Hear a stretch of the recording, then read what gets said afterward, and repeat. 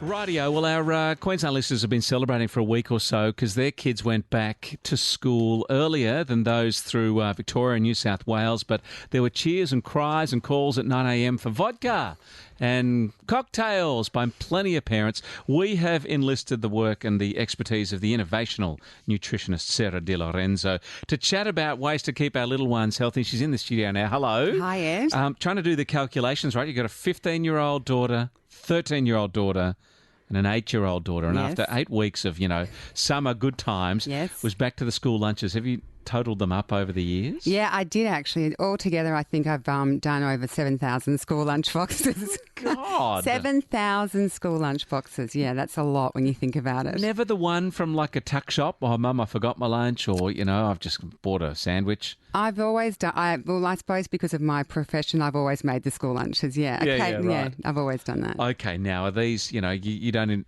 force your children to fast during school hours, right? That would be a good No, way. some of them. My baby one does voluntarily though. Wouldn't it be good? Oh, Mum, I'm just going to fast today. You don't She's have to- too busy playing because she comes home yeah. ravenous, and I'm like, "This is the boomerang lunchbox, Chloe. What's going on?" Just And have a stale sandwich tomorrow. Yeah. Yeah. Okay, so what goes into one of your daughter's lunches? Let's start with the little one, the 8-year-old, and then we'll leap up to the 15-year-old. Okay, so Fascinating. my daughters are all completely different. They have very different tastes in food. They have one sweet, one savoury.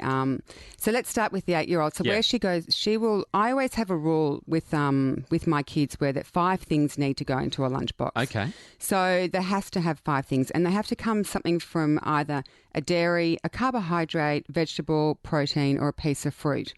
I always like to put something in there, which is like a little yummy treat. And I've got a few little things I do for them, yummy treat-wise, which generally will cross all 3 of them, and I get them to partake in the process. And it's just things like I'll do something like a organic honey joy, where I use gluten-free cornflakes and organic butter and organic honey, and then of course zucchini brownies and Anzac biscuits. But that will go across the board as a yummy little treat for all 3. Okay. But they all have some dairy, which is definitely a frozen yogurt. Right. I think Frozen yogurt. Yeah, so I buy the squishy yogurts, the ones in the Chobani, usually in the squishy packet, and I freeze them. I freeze them for clever, yeah. foods, basically just for food safety as well, because I don't want them sitting in the lunchbox for a period of Good time. point. Yeah, right. So my younger one, none of my kids like sandwiches. So we have a sandwich-free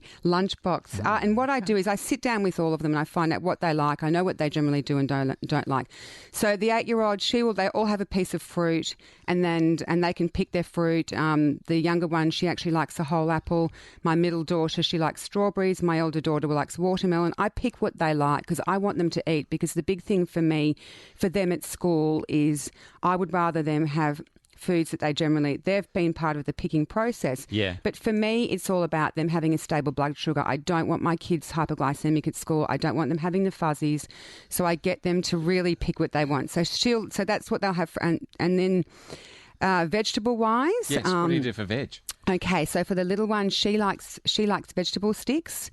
I'm a huge fan of nut butters, and of course we've got nut-free schools. Yeah, right. And nut butters are fantastic. So she'll have a little bit of, she might have some celery, but I'm not going to give in to that, because what I do is I find the alternatives, and the alternatives are things like soya bean butter and sunflower seed butter. So another little healthy snack that she'll have sometimes is a cross-sectional cut apple and made into like a sandwich with a bit of sunflower seed butter and maybe some honey. It's delicious. So you have to nut butters and fruit go really well together, but you want to find the alternatives. But they just want like a celery to dip something in, or to make a... Yes, sticks are great like that. So that's what you'll get your dairy involved. So you can have that with cottage cheese as well. Yep.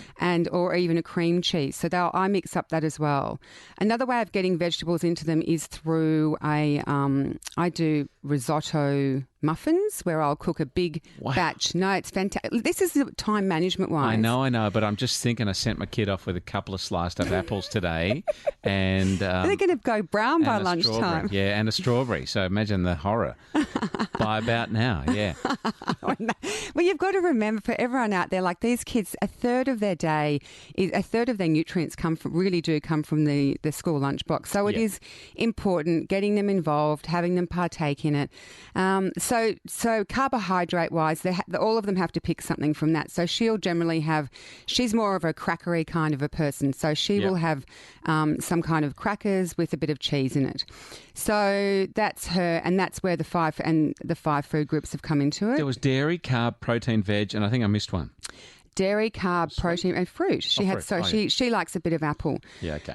My middle daughter is the savoury queen. Everything she loves has to be savoury. So I do this thing which is fantastic. Well, for her in particular, it's all about leftovers. So she loves spaghetti bolognese. She loves frittata. Yeah. So what I actually do is I cook when I'm doing the dinner the night before. I'll make extra for her, and that will go into a thermos for her lunch. Great. So that'll be her main meal, and then of course she'll have the dairy, which she may have cheese and crackers because she's really into the savoury. Yep. Her fruit is generally berries. She's the blueberry queen, so she'll always have berries. It's going to hurt when they're $8 a punnet. I know, she has half a punnet. I don't mind though. If I know that they're being eaten, it's fantastic and it's fine. Yep. And then, so that's her, and often her main meal, it has the mixture of the carbohydrate in it as well as vegetables. All right, now it's the 15-year-old fussy. Oh, she's super fussy. Here we go.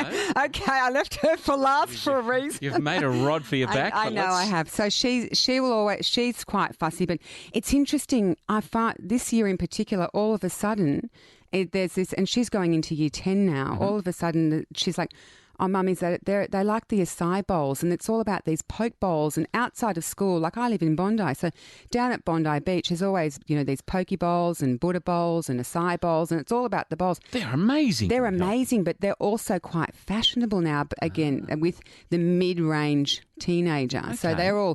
So she came home last night with an acai bowl, and it has got some granola in it. So she's changing, but what did she have for lunch today? Oh, she actually had spaghetti bolognese for lunch today. Well, I did make risotto muffins yesterday, but she wouldn't eat that. But she had spaghetti bolognese today, done, of course, with a gluten-free pasta and organic mince, and then she, of course, had the yogurt and a bit of fruit. I can't remember her vegetable. Oh, a carrot. Would you be interested in adopting 2 more boys? Well, I'm happy to do the school a lesson. Maybe they can come over and have a school lunchbox lesson. Sarah De Lorenzo's Uber Eats for school kids. Oh, I could do that too. Yeah, that'd be fantastic. Yeah. Okay, so this is a really good thing. Now, lunch boxes are like cash at school for bartering. Yes. Do they swap any of their stuff out for some naughty, Yes, they do. Oh, yes. You're onto it. I'm totally onto it because I can tell what they're like if they walk in the house ravenous or they're famished, or I can tell. Yeah, they do. And you know what I do? I have really, I think people need to really talk to their kids and see what their kids like, because if you're sending your child to school with a big lunchbox just full of vegetables, they're generally not going to eat them, and they will be hungry, and then they'll say to their best friend, "Oh, what have you got? Can I have some of that?"